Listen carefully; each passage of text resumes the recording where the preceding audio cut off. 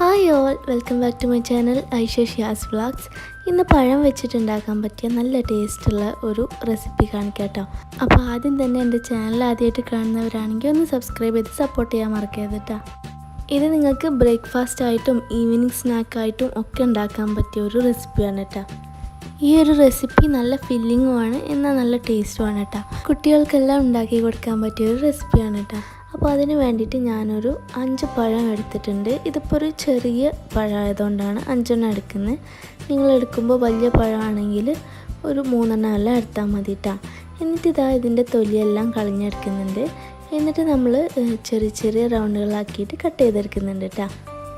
പഴത്തിൻ്റെ അളവെല്ലാം നിങ്ങളുടെ ക്വാണ്ടിറ്റി അനുസരിച്ചിട്ട് എടുക്കുക കേട്ടോ. ഞാനിപ്പോൾ ഒരു 3 പേർക്ക് കഴിക്കാൻ പറ്റിയ അളവിലാണ് ഉണ്ടാക്കുന്നത്. ഇപ്പോൾ ഇതെല്ലാം ഇങ്ങനെ കട്ട് ചെയ്തെടുത്തിട്ടുണ്ട്. ഇനി ഒരു പാൻ ചൂടാക്കുക, അതിലേക്ക് 1 ടേബിൾ സ്പൂൺ നെയ്യ് ഒഴിച്ച് കൊടുക്കുക കേട്ടോ. എന്നിട്ട് നമ്മൾ നേരത്തെ കട്ട് ചെയ്ത് വെച്ച പഴം ഈ നെയ്യിലിട്ടിട്ട് വാട്ടിയെടുക്കുക. അപ്പോൾ ഇതിൻ്റെ കളറെല്ലാം നന്നായിട്ട് ചേഞ്ചായി വരുന്നവരെ ഒന്ന് വാട്ടിയെടുക്കുക കേട്ടോ. ഈ പഴം വാട്ടുന്ന സ്റ്റെപ്പ് നിങ്ങൾക്ക് വേണമെങ്കിൽ ഏതെങ്കിലും കടായിലിട്ടിട്ട് ആക്കിയെടുക്കുക. അപ്പോൾ നമുക്ക് ഒരു പോട്ട് വെച്ചിട്ട് തന്നെ ഈ ഒരു റെസിപ്പി റെഡിയാക്കിയെടുക്കുക കേട്ടോ.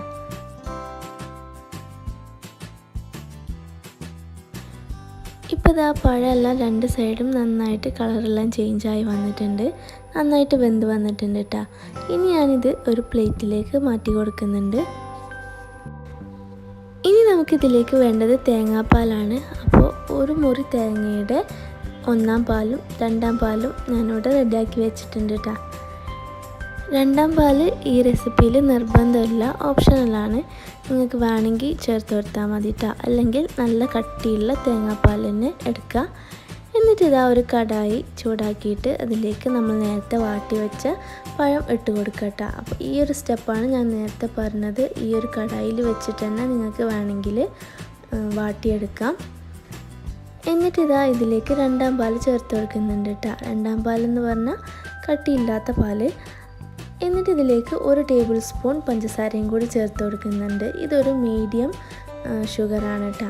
നിങ്ങൾക്ക് വേണമെങ്കിൽ നിങ്ങളുടെ ഇഷ്ടത്തിനനുസരിച്ച് ചേർത്ത് കൊടുക്കാം. എന്നിട്ട് ഈ 2-ാം പാല് ഒന്ന് നന്നായിട്ട് തിളപ്പിച്ച് വറ്റിച്ചെടുക്കുന്നുണ്ട്. ഈ 2-ാം പാല് നന്നായിട്ട് വറ്റിക്കഴിഞ്ഞാൽ ഇതിലേക്ക് കട്ടിയുള്ള 1-ാം പാല് ചേർത്ത് കൊടുക്കുക കേട്ടോ. എന്നിട്ട് നന്നായിട്ടൊന്ന് മിക്സ് ചെയ്തെടുക്കുക. എന്നിട്ട് ഈ 1-ാം പാല് ഒന്ന് തിളച്ച് വരുന്നവരെ ഒന്ന് വെയിറ്റ് ചെയ്യുക കേട്ടോ. ഇപ്പോൾ ഒരു ചെറിയ തിള വന്നിട്ടുണ്ട്. ഇപ്പോൾ ഫ്ലെയിം ഓഫ് ചെയ്യുക. ഇനി ഈ ഒരു സ്റ്റെപ്പ് ഓപ്ഷണലാണ് കേട്ടോ. നിങ്ങൾക്ക് ചെറിയ ഉള്ളിയുടെ ഫ്ലേവർ എല്ലാം ഇഷ്ടമുള്ളവർ മാത്രം ഈ ഒരു സ്റ്റെപ്പ് ചെയ്താൽ മതി. ഒരു പാനിലേക്ക് കുറച്ച് നെയ്യ് ഒഴിച്ച് കൊടുത്തിട്ട് അതിൽ ചെറിയ ഉള്ളി ചെറുതായിട്ടൊന്ന് താളിച്ചൊഴിക്കുന്ന രീതിയിൽ മുറിച്ചിട്ട് കൊടുക്കുന്നുണ്ട് കേട്ടോ. എന്നിട്ട് ഇത് ഒരു ബ്രൗൺ കളർ ആകുമ്പോൾ നമ്മൾ നേരത്തെ റെഡിയാക്കിയ പഴത്തിൻ്റെ മിക്സിലേക്ക് ഒഴിച്ചു കൊടുക്കുക. എന്നിട്ട് നന്നായിട്ടൊന്ന് മിക്സ് ചെയ്യുക കേട്ടോ. ഈ ഒരു സ്റ്റെപ്പ് ചെയ്യുമ്പോൾ ഇതിന് ഭയങ്കര ഒരു ഫ്ലേവറും മണമെല്ലാം വരും. അപ്പോൾ ചെറിയുള്ളിയുടെ ഫ്ലേവർ ഇഷ്ടമുള്ളവർ എന്തായാലും ഈ സ്റ്റെപ്പ് ചെയ്യുക കേട്ടോ. ഇപ്പോൾ നമ്മുടെ പഴം വെച്ചിട്ടുള്ള റെസിപ്പി റെഡി ആയിട്ടുണ്ട്. എല്ലാവരും ഒന്ന് വീട്ടിൽ ട്രൈ ചെയ്ത് നോക്കട്ടോ. എന്തായാലും എല്ലാവർക്കും ഇഷ്ടപ്പെടും. അപ്പോൾ ഈ വീഡിയോ ഇഷ്ടമാവുകയാണെങ്കിൽ ലൈക്ക് ചെയ്യുക, ഷെയർ ചെയ്യുക, കമൻറ്റ് ചെയ്യുക. അപ്പോൾ നമുക്ക് അടുത്ത വീഡിയോ ആയിട്ട് വീണ്ടും കാണാം. അത് ടേക്ക് കെയർ, ബൈ ബൈ, അസ്സലാമു അലൈക്കും.